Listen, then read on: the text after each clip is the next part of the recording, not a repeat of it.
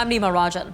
The main federal party leaders continued their election campaigning today. Liberal leader Justin Trudeau began his day with a freshwater announcement in Granby, Quebec, before heading north to Nunavut for stops in Iqaluit. NDP leader Jagmeet Singh crossed the country, starting off in Ottawa and then flying to Ladysmith, BC. Conservative leader Erin O'Toole was in the Toronto area with a campaign stop at a dog sanctuary in King City and an event with supporters in Markham.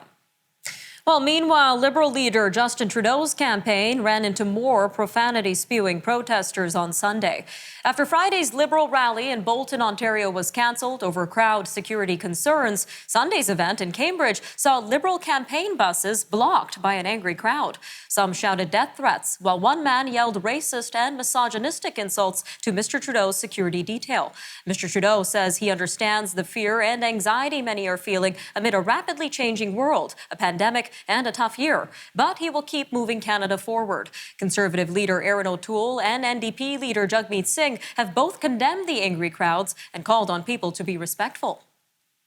Calgary Conservative MP Michelle Rempel-Garner is suggesting legislation may be necessary to enhance the ability to prosecute criminal harassment. In the past 2 weeks, Rempel-Garner says she's been chased down the street by 2 different men with cameras demanding her response to, quote, conspiracy theories. She also says she received a death threat from someone who called her office. On Friday night, she said she and her husband were accosted by a large man while dining at a restaurant. Toronto police are looking for a suspect following a shooting that sent Yorkdale Shopping Centre into lockdown yesterday afternoon. One suspect is already in custody, who allegedly was found with a loaded firearm after running away from police. Police say nobody was injured in the shooting. Foreign Affairs Minister Marc Garneau says the federal government is not giving up on the Canadians and vulnerable Afghan citizens still stuck in Afghanistan after Canada ended its air rescue mission. Unfortunately, the closure of the air bridge forced us to end our evacuation operations earlier than we would have wanted to. Despite our best efforts, there are many Canadians and vulnerable Afghans who supported Canada's efforts who remain in Afghanistan. This is heart-wrenching given the security situation on the ground. Let me be clear. We will not stop looking for other paths to bring these people home. He's urging people hiding in Kabul to stay in place as Canada watches how things evolve in the coming days. Well, meanwhile, the National Advisory Committee on Immunization is meeting this week to discuss whether COVID-19 vaccine booster shots should be offered to people with compromised immune systems. Ontario has already begun to offer boosters to transplant recipients, people with some blood cancers, and long-term care home residents. NACI is also recommending kids between 12 and 17 get both doses of either Pfizer or Moderna. Health Canada announced yesterday it has approved Moderna's COVID-19 vaccine for children as young as 12. The union representing RCMP officers says it's concerned by BC Premier John Horgan's suggestion that businesses should call police for help with enforcing vaccine card rules. The National Police Federation says its members will always respond professionally to businesses and individuals in need of support. However, the union says police are being called to do more without additional resources or funding, and they're already stretched thin. Brian Pallister says he will step down as Premier of Manitoba on Wednesday. The Progressive Conservative Party has scheduled a leadership vote for October 30th. Mr. Pallister says he is leaving the Premier's office sooner than planned to avoid any perception that he is influencing the leadership race. The Tory caucus is to appoint an interim leader this week. Mr. Pallister has been Premier since 2016. An independent report revealed Indigenous students are disproportionately held back and diverted from the typical graduation path in one BC school district. The report shows there is a lack of trust between the Prince George Board of Education and many Indigenous stakeholders. It also found that the school bus schedules also prevent many Indigenous students from participating in after-school programs or attending French immersion or other specialized schools. A researcher says there are more to wildfires than destruction by burning. There's also a chemical fallout as well. The flames can leave behind a trail of toxic metal. UBC professor Michael Brower says some of the hazardous materials found in ash and soil after a wildfire include asbestos, arsenic, lead, and mercury. Most of the metals come from household items such as paint, treated wood, thermometers, cars, and electronic goods. All right, stay with us. We take a closer look at the protests that we've seen on the campaign trail. We'll have an interview segment with Professor Duane Bratt, political scientist at Mount Royal University, coming up next. That and, of course, more news from around the world only on Forum Daily. So stay tuned. We'll be right back.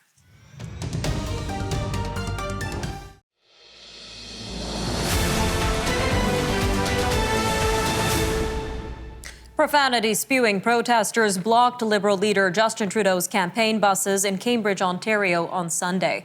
The event was delayed by more than an hour. It comes 2 days after a Trudeau rally in Bolton, Ontario was cancelled over security concerns from another angry crowd. One of the crowd members yelled a racist slur at a black officer in Mr. Trudeau's security detail and a misogynist insult at a female officer.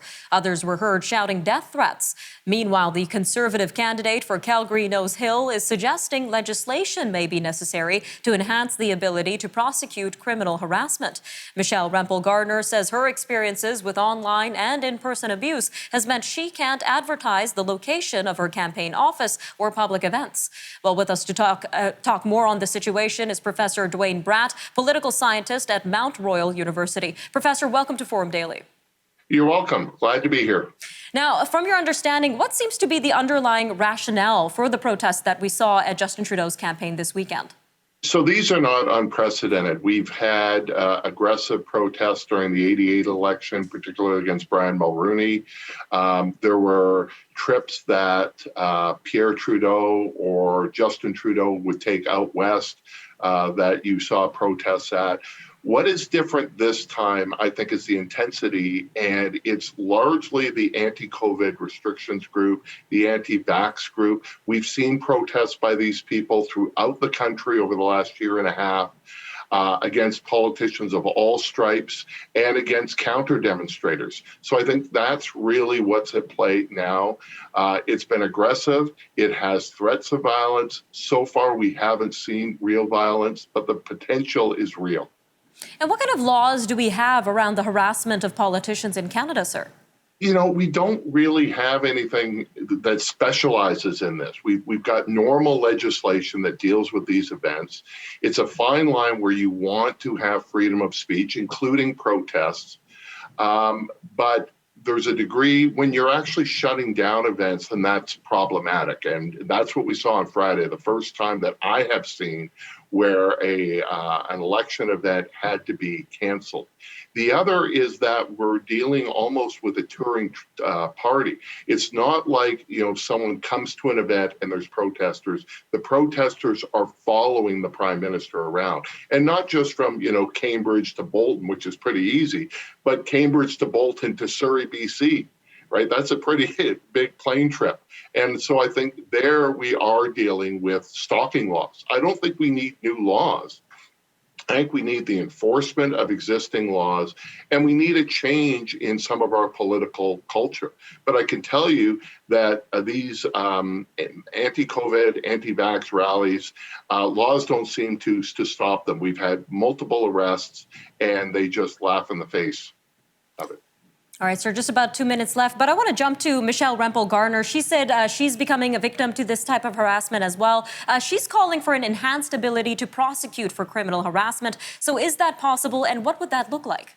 Yeah, I mean, Michelle Rempel-Gardner is not wrong that the politicians that get the most heat, the most aggression, tend to be female and tend to be visible minorities.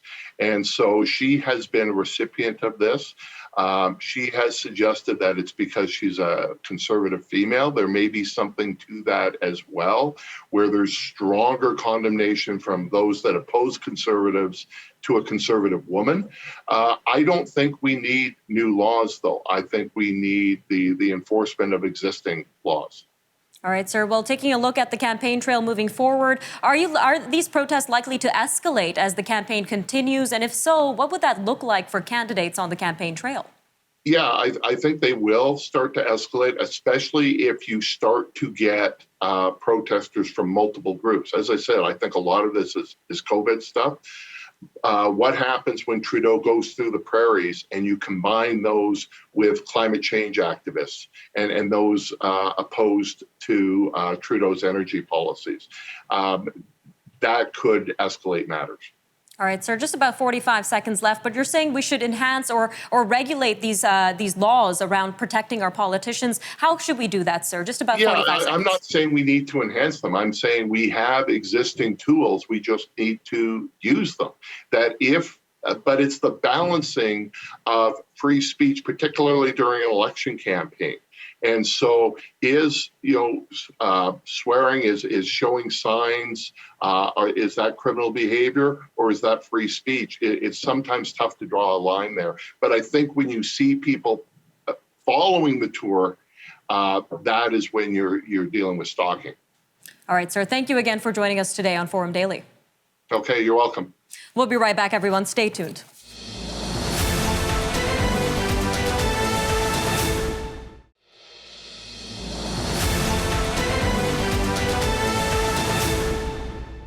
Canada is in the middle of a federal election during a pandemic, and the matter of vaccine mandates became an early wedge issue in the campaign. This, as an Ipsos poll released on August 19th, shows that 80% of Canadians polled agreed with mandatory vaccinations for federal public servants. This while the fourth wave of COVID-19 infections continues to grow across the country. However, many Canadians remain hesitant about mandatory vaccinations. Much of that concern has to do with the legality of vaccine mandates. Well, with us to talk more on this is Dr. Gerard Kennedy, a law professor at the University of Manitoba. Sir, welcome to Forum Daily. Thank you for having me. Now, some Canadians are concerned about the legality of vaccine mandates, sir, so let's get into it. Can you briefly explain their concerns for our viewers, sir?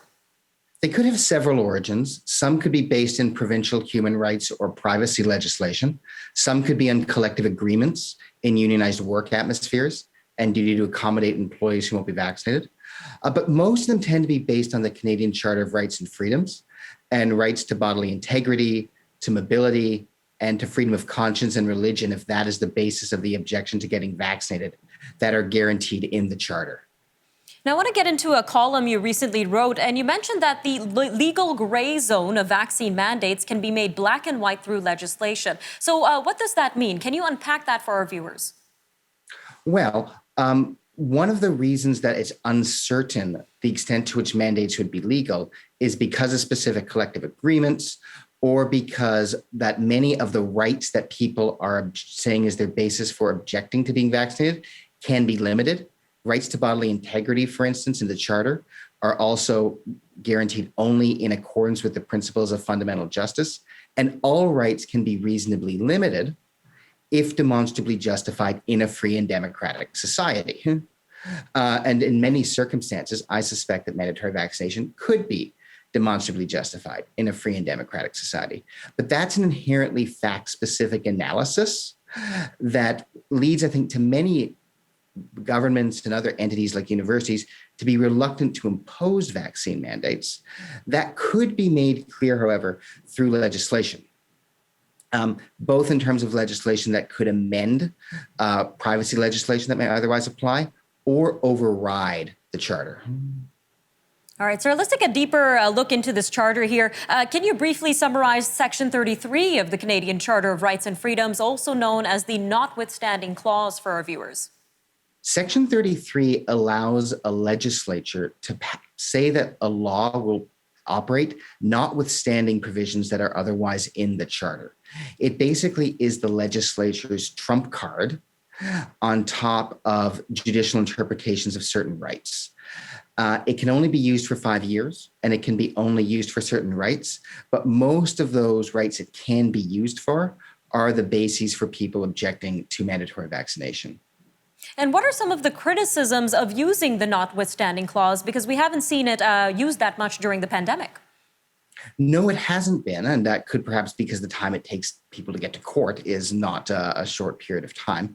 But on top of that, it is a controversial provision of the Charter because it allows a legislature to essentially use its power to trump minority rights. And that's one of the reasons we have the Charter in the first place, which is to protect minority rights. All right, sir, just about a minute and a half left here, but what are your main arguments for using the Notwithstanding clause? Well, first, it would eliminate the legal gray zone. And insofar as that legal gray zone is causing certain entities to be reluctant to act, this would provide them with immunity from suit. Many entities, large corporations, universities, tend to be as scared at the threat of litigation as the threat of liability, and that would help them in this regard. Even for those who tend to be opposed to the use of the Notwithstanding clause, frequently agree it could be used in an emergency. What we seem to be in an emergency. And for people concerned about, I guess, what you might call a eternity of restrictions on liberty, the Notwithstanding clause only lasts for 5 years. So there would be a sunset to the use of the mandates. All right, sir, just about 45 seconds left here, but why have governments in Canada not used the Notwithstanding clause so far during these unprecedented times? Perhaps because it's not necessary. And in certain cases, it likely isn't necessary. Also because it's just very politically unpopular to do so. Whenever it is used, it's a big news story and controversy. This, though, might be an instance where the public is more sanguine about its use than is frequently the case, as you noted, regarding Canadians' overall opinion on this. All right, sir. Thank you again for joining us today on Forum Daily. My pleasure. All right, we take a look at what's making news around the world after the break on Forum Daily. So stay tuned, everyone. We'll be right back after this short break.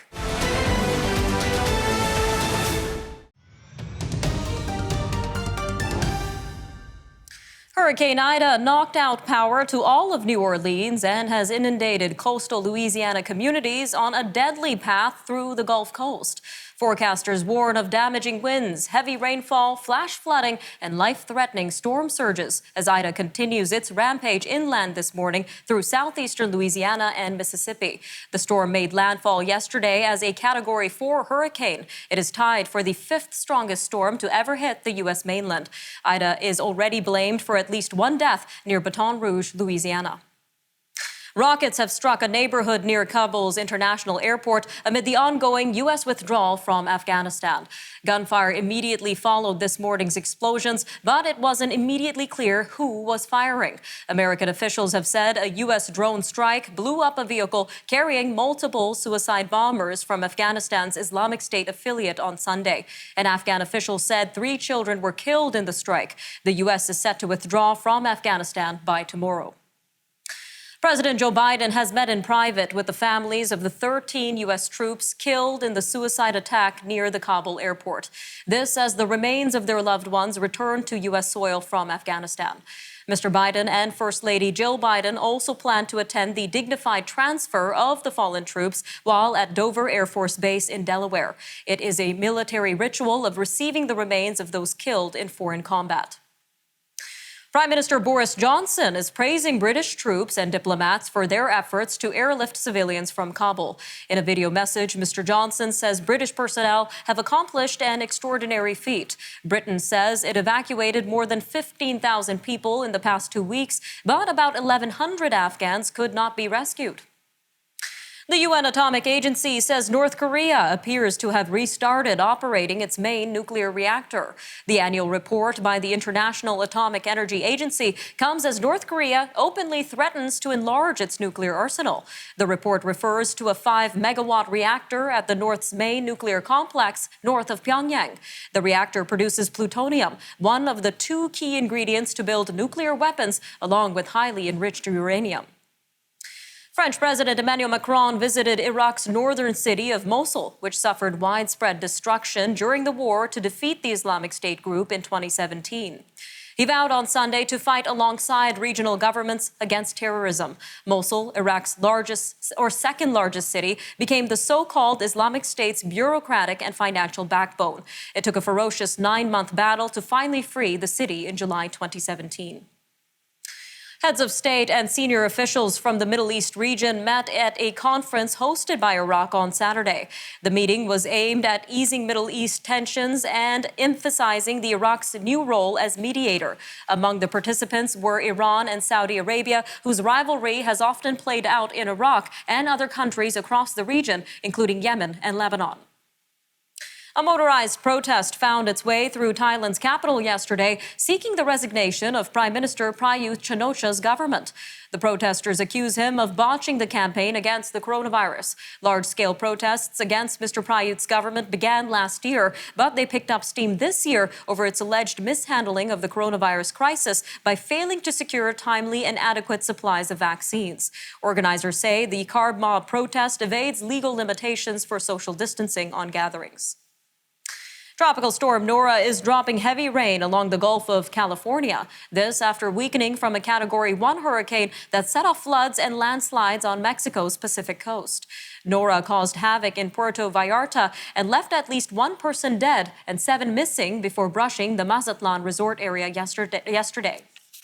Meanwhile, Hurricane Ida is sure to take a toll on the energy, chemical, and shipping industries that have major hubs along the U.S. Gulf Coast. But economists suggest the impact of the overall American economy should be modest. This as long as damage estimates from the major storm don't rise sharply and refinery shutdowns are not prolonged. Estonia is gearing up for an unusual presidential election. There's only one candidate seeking office. The lack of competition is unprecedented. The 5-year term of President Kersti Kaljulaid ends on October 10th, and Parliament must elect a new president to replace her. A deadline passed on Saturday, so the director of Estonia's National Museum, Alar Karis, a former state auditor, is the only candidate in the race. Destination International Space Station. A SpaceX shipment of ants, avocados, and a human-sized robotic arm are headed for the space outpost.